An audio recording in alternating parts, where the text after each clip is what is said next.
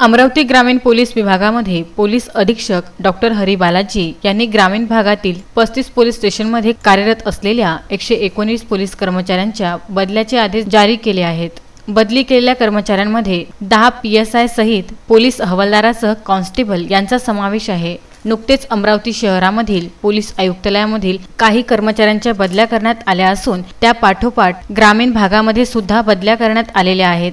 बुधवारला शहर व ग्रामीण पोलीस विभागातील 402 पोलीस कर्मचाऱ्यांची बदल्यांचे आदेश निर्गमित करण्यात आले आहेत। ग्रामीण पोलीस विभागातील 10 PSI आहेत, त्यामध्ये विनोद कडू, चंद्रशेखर वाटकर, दिलीप वासनकर, शरद देशमुख, मनोहर इंगोले, शरद मोरे, श्रीराम खडसे, गणेश तिडके आणि आमन मुजावर यांच्या बदल्या करण्यात आलेल्या आहेत।